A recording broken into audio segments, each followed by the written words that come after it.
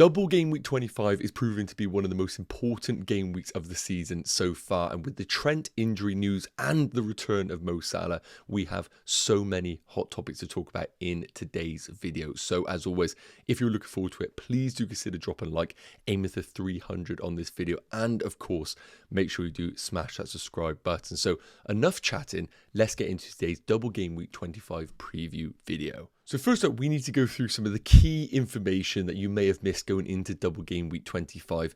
And point number one, I think, is the most important of the bunch. And that is going to be that we're coming into one of the most important parts of the season. It's blank and double game week season. And this is really where those engaged managers are going to climb up the ranks and in their mini leagues. So if you're already watching this video, then you're already ahead of the game. So first I'm going to pop up Ben Crellin's fixture ticker. This should be the holy grail for everybody in the community because it covers off what's coming up in the doubles, the blanks, and of course that uncertain game week 29. So we're just going to quickly go through this because you need to understand what is coming up. Game week 25 is a double, as you probably know already, for Brentford, City, Liverpool and Luton. But the big thing that we do need to consider with these teams that double is also two of those blank in game week 26, which is going to include Liverpool and Luton. So we've chatted about it in previous videos. Liverpool players are great for this game week, but you do need to have a plan in place that if you buy them this week, how are you going to navigate game week 26? The other two teams that blank in game week 26 are going to include Tottenham and Chelsea. So if you're sat there with Pedro Porro, maybe a Richarlison and a Cole Palmer, then your team might be struggling in game week 26. But my advice is, if you can avoid playing the free hit, I would try not to use it. Now, beyond this, game week 27, a single game week. But of course, game week 28 is a double for both Luton and Bournemouth. Dominic Solanke, as we know, is going to be really important over that game week, and also a triple captaincy consideration for some managers, but we are going to touch on that later on in this video. I think right now investing in Bournemouth isn't essential, but from game week 26 onwards, I do think something like a Darwin Núñez to a Dominic Solanke is a real nice entry point to target that double game week, but you do need to remember it.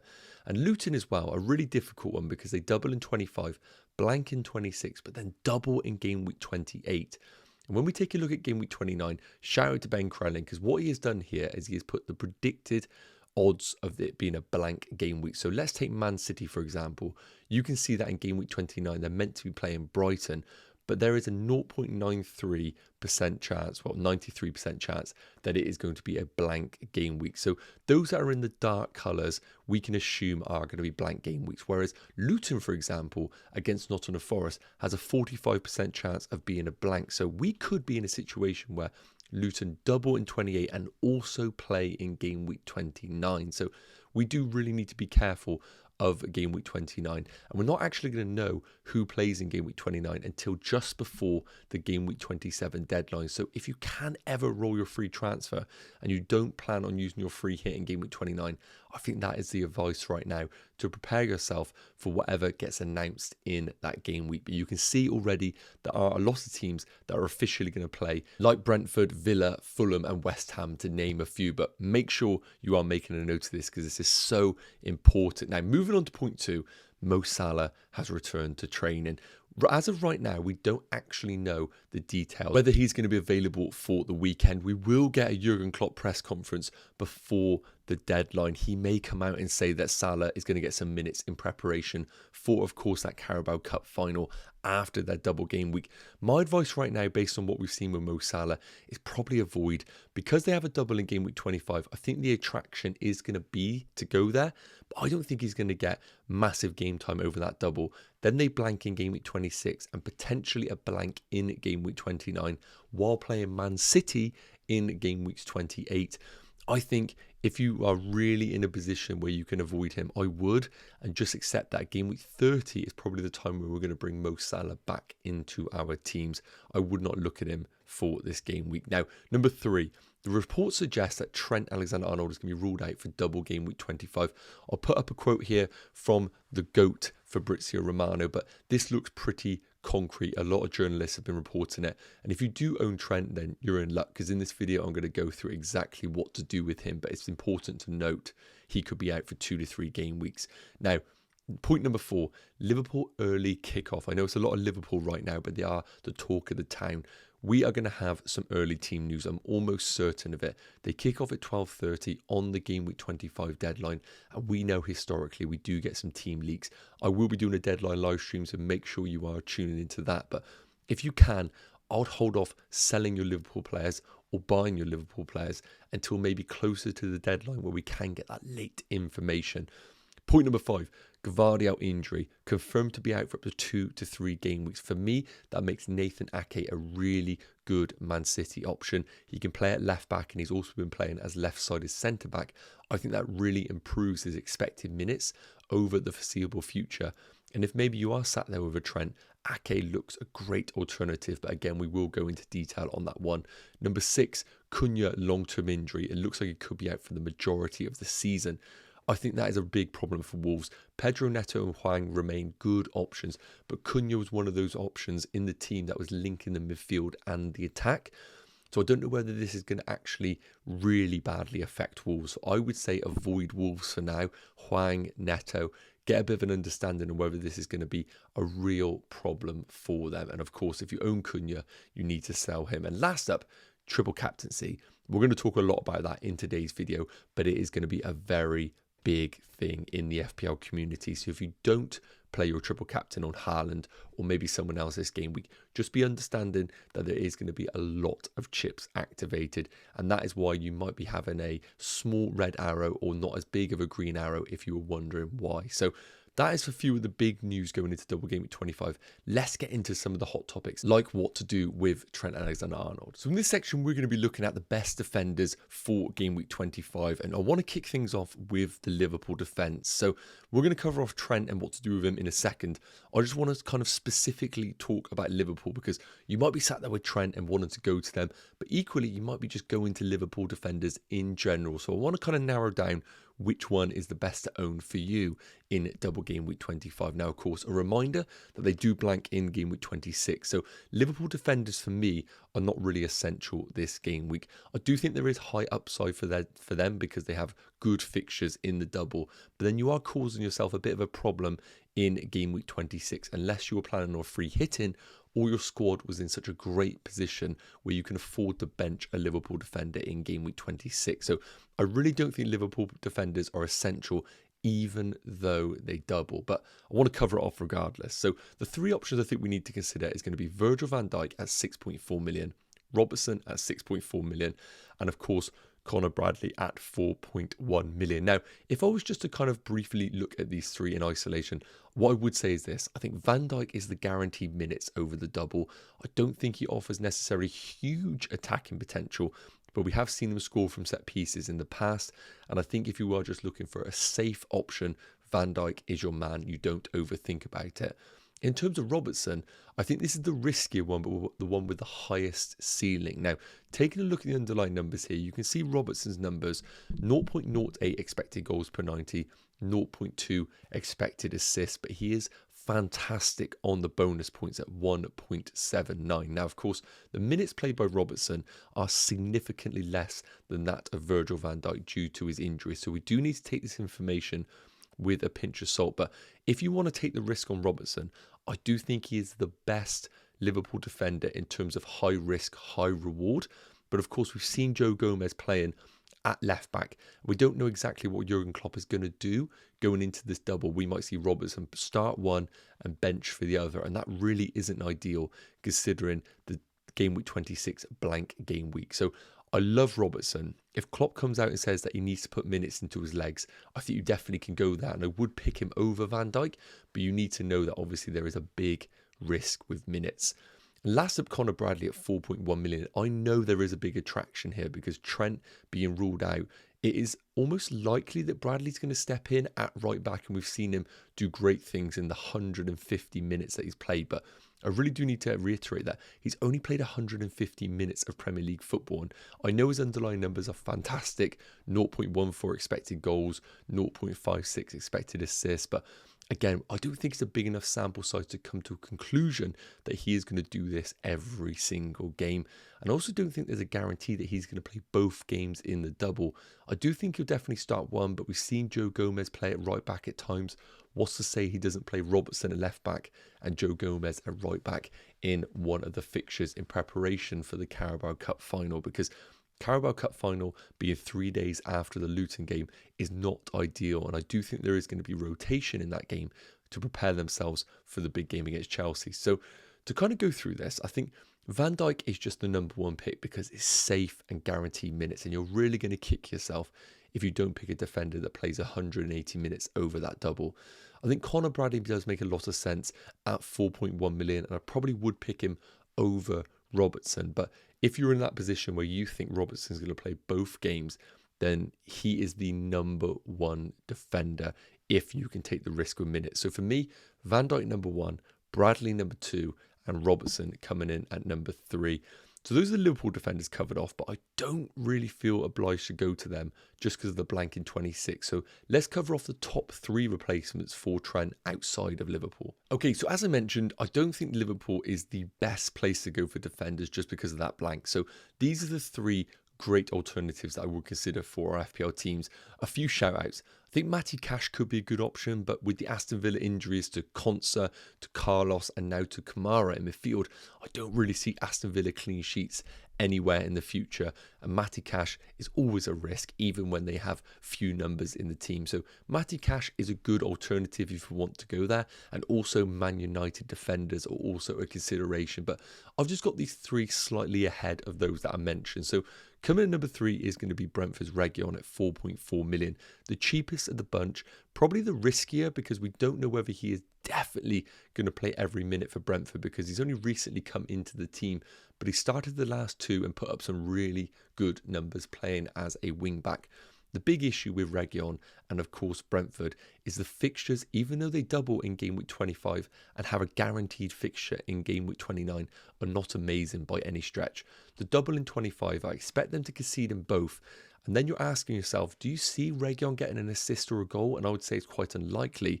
So you're bringing in a defender who is probably not going to clean sheet or get attacking returns. So then you're probably looking at a maximum of 4 points at best. Then game week 26 is fine against West Ham. Then Chelsea in game week 27, followed by Arsenal in 28. The fixtures aren't amazing, and I don't really think there's huge upside in the double. But if you want a player who is going to play every single game week, I think this is the route to go. Now, Gabriel's coming in at second, but I do think he is close first. Now, the fixtures for Arsenal, it isn't anything glamorous. They don't have a double game week anywhere, but you're buying into one of the best defences, well, the best defence in the league. And Gabriel's proved to be a bit of a goal threat recently with those recent returns. And the fixtures are fantastic. Burnley, Newcastle, Sheffield, Brentford, and Chelsea. Now, of course, the Chelsea game in game week 29 could be a blank, so do consider that if you are investing. But those four coming up, I could see 3 clean sheets over that period. And I even don't mind you doubling up on the Arsenal defence to really get to that ownership. Because if you only have one Arsenal defence, I don't really think there's going to be huge implications on your overall rank. If you double up, I think then that is where the real value lies. So Gabriel is a brilliant option, but I'm just going to put Ake slightly ahead of Gabriel. And the only reason being is because of that Gvardiol injury for up to 3 weeks. For me, Ake's been one of the best Man City defenders in their team. And at 5 million, he's offering amazing FPL value. You get the double in game week 25. Do I think they definitely get a clean sheet over this? I don't really know. Man City are so inconsistent with their clean sheets, but I do expect Ake to at least have some attacking threat over that period. Then he plays in game week 26 unless we do get any Pep rotation. And then we come into some tricky fixtures with Man United and Liverpool, and then a most likely blank in game week 29. So Ake is more of a short-term investment for your teams because of that double. But with the injury to Gvardiol, I do expect him to play over that period. And I think he is a real good investment for your team. So those are my top 3 replacements for Trent. Again, it depends on your team, but I think Ake ticks a lot of boxes. What I do want to say is, I do think there is a world where you roll your transfer this week and don't sell Trent. Now, I'm not saying that you're going to keep Trent long term because you then sell him in game week 26 or game week 27. But what it does is, if you're in a position where, like myself, you can just bring in an Arsenal defender from the bench and maybe you've got Gabriel, Saliba and Pedro Porro, you then look at that and think, do I need to throw in another defender? What you could do is roll your free transfer, go into game week 26, gain 1 more week's worth of information, and then sell Trent in game week 26 in preparation for future game weeks. And again, if you could hold off one more game week after that, we will then understand who is going to be playing in game week 29, and then you could sell Trent to a defender that definitely plays in that game week. So there is value to holding Trent, even though you might not play him over the coming game weeks. So alongside the Trent injury news and the replacements, the next big topic is whether we triple captain Erling Haaland in game week 25, or is there a better option later on in the season? Well, I want to cover off a few of the major points here. So as I said at the start, whether you think it or not, a lot of the FPL community are going to triple captain Erling Haaland, and I want to make sure that you understand all the details before you decide what to do. So why is Haaland a good triple captaincy option? Well, they have a double game week in 25 at home against Chelsea and Brentford, two teams that defensively haven't been sound, and I think goals are going to be happening in these games. When Man City ever play at the Etihad, I think we always assume that there are going to be at least 2 goals for them in any fixture that they play. And then the big thing that we need to put on top of it is Erling Haaland, a player that gets 0.99 XG per 90. So if we're anticipating, let's say, 2 goals in the Chelsea game and 2 goals in the Brentford game, I just think naturally there is going to be some goal involvement by Erling Haaland over those 2 fixtures. We've seen him return to his best. We're seeing those minutes improve, and I do expect him to play the significant amount over this double game week. So the big question is Haaland the best option for game week 25 in isolation? I think the answer is yes. We've covered off the underlying numbers. I do get it. There might be a temptation to go for Kevin De Bruyne. I do think his minutes would be as good as Erling Haaland's, but I just think you go for the player that is on penalties and the spearhead of this attack. We're going to look at Kevin De Bruyne in a minute in a bit more detail, but his goal threat is not there. Haaland's, on the other hand, is just one of the best in the league. So I don't think we need to overthink it if you're going to triple captain in 25. Haaland is your man. I wouldn't look at anybody else. Now, outside of game week 25, because I know a few people are talking about, well, I don't really want to do it this game week. I want to use it another time. When are the other options? Well, game week 28 is a consideration. It's a double game week for Bournemouth against Sheffield United and Luton, which I would argue is probably one of the best doubles that you could possibly have, because they're both at home, and Dominic Solanke being the talisman of that Bournemouth team on penalties, guaranteed minutes and good underlying numbers. I think Solanke ticks all the boxes of being a great triple captaincy option. And what I do like about Solanke in game week 28 is that if everybody uses their triple captain in game week 25, you're going to obviously just captain Haaland, and then let's say he does okay. Game week 28, it could be huge upside because, again, a lot of the community will simply captain Solanke. But if you were to triple captain him, I think you were going to get massive returns. And realistically, the rank rise of doing the triple captaincy on Solanke is going to be a lot more than that of Haaland's, because the ownership of Solanke is going to be a lot less than what Haaland was in game week 25. So I do like Solanke, but do I think he's better than Haaland? And I think the answer is no. You might have a different opinion. Outside of that, double game week 34 or 37 could be a consideration. My main concern with this is that we don't have clarification on who is exactly going to play in those game weeks. So you're kind of holding off the chip for something that you don't exactly know is going to happen. And also, if you're still sat there with your free hit and bench boost, I spoke about it in previous videos that I think the free hit in game week 34 and the bench boost in the big double game week 37 is the best use of your chips. So then if you are of the agreement that that's the same, you can't use 2 chips in one game week. So then you're looking around thinking, when else do I use my triple captain? So to conclude, if you want to use your triple captain in game week 25, I think the only answer here is Erling Haaland. I don't like the Liverpool players because their rotation going into the Carabao Cup final.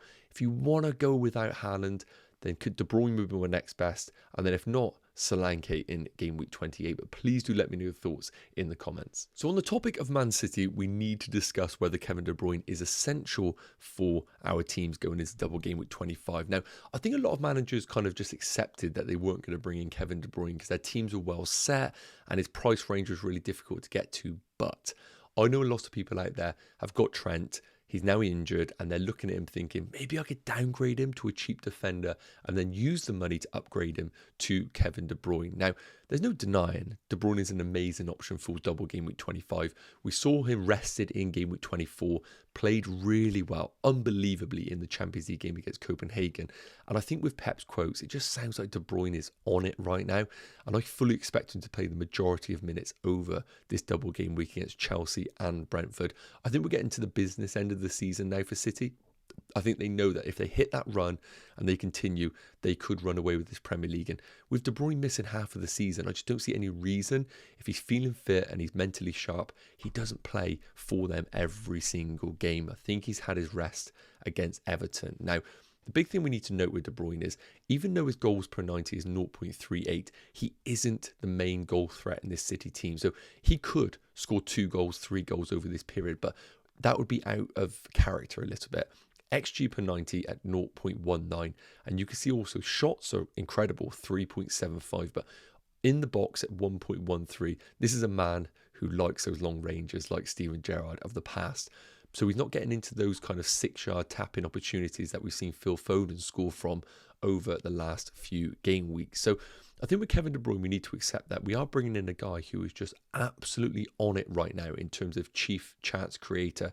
And you can see that at 3.75 attempted assists and 1.5 goal assists per 90. He is absolutely on it right now.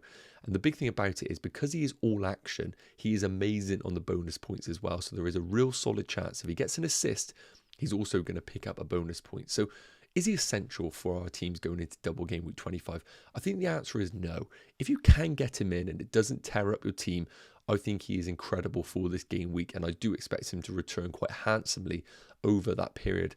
And also the good thing about him is that I expect him to play in blank game week 26. So if you can sell someone like a Cole Palmer, who is going to be blanking in 26, it kind of ticks both boxes for you, and De Bruyne looks incredible. But also, if it's for a -4 and it starts to really detriment your team for the longer term, I think we just accept that if you have Phil Foden, you probably have the player who is a higher goal threat, and just accept that you've got Foden, you've got Haaland, you can't own them all sometimes. So Kevin De Bruyne, to conclude, he is incredible. If you can get him in and it doesn't impact your team negatively, get him in.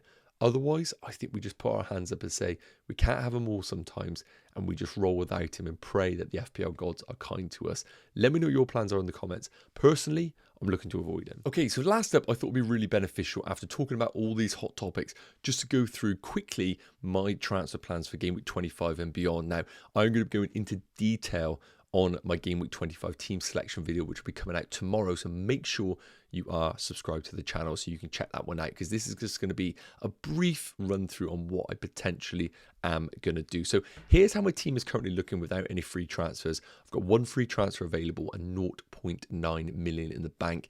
And I do have that issue with Trent Alexander-Arnold. Now, as I've discussed, I could definitely just roll my transfer this week because I've already got the double Arsenal defence. I've got Pedro Porro. The midfield look absolutely fine. I'm benching Cole Palmer, which is crazy. And I've got the triple captaincy on Erling Haaland. So I'm absolutely fine with just rolling my transfer this week.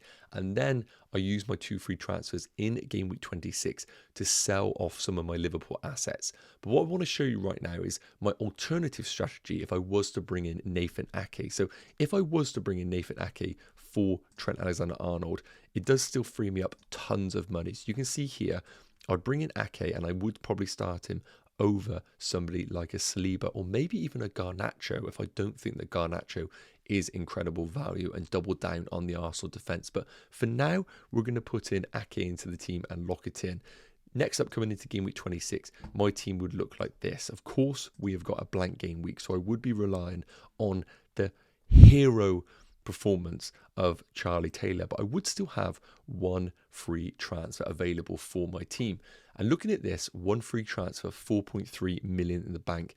Although he has a terrible fixture, I do think Darwin Núñez to Dominic Solanke would make a lot of sense for my team. Now, it isn't great this week, but of course, beyond this, they then have Burnley away in 27 and the double in game week 28. I think it would make a lot of sense just to bring him in that point, knowing that the returns might not be incredible for game week 26, but it then prepares the team longer term for how it needs to look. So I'll be able to field 11, fingers crossed, if Charlie Taylor is available and all the others make it through double game week 25. And again, I'm not having to take a points hit for my team. Then coming into game week 27, again, lots can change between now and then, but the team would look pretty strong. I would likely bring in Pedro Porro instead of Taylor, and Diogo Jota would come in for Garnacho. So realistically, the question would then be, do I want to start investing back into Spurs? They play in game week 29, the fixtures are good, and I have a lot of money in the bank with 4.9 million. I think the answer probably would be yes. If Son looks good in game week 25, I think there's going to be a lot of traction towards him after blank game week. So I think something like Diogo Jota, for example, or even Cole Palmer could be sold off, looking then to bring in Son into the team in preparation for Crystal Palace at home. And again, they could be in big problems unless they have got rid of Hodgson by the time game week 27 comes in. Then the team looks really strong. And then coming into game week 28, we have another conundrum because double Luton, double Bournemouth, and I only have one Bournemouth player in Dominic Solanke. So there could be a temptation maybe to sell off Charlie Taylor, for example. But I think at this point, the priority is getting in game week 29 players for your team. Again, we don't know the clarification on that right now, so I'm going to pause my team here because so much can happen between now and then that I don't really want to go into the ifs and buts because I just don't know the implications of the FA Cup. So those are my short-term transfer plans. Let me know your thoughts in the comments and hopefully you can relate to that team that I have. Yes, guys, okay, that's going to wrap up today's Game Week 25 preview video. It's been a long one, but I do think it is really important to go into detail on all of those hot topics because I do think it is one of the most important game weeks of the season so far, not only for Game Week 25, but for the implications after this game week. So as always, if it did provide value, please do consider dropping a like and importantly, subscribing to the channel. We're going to be doing a Q&A live stream, Game Week 25 team selection, and a Game Week 25 deadline live stream. So you're going to make sure you're sticking around for the channel. Have an amazing day, and I will see you in the next video. Take care. Cheers.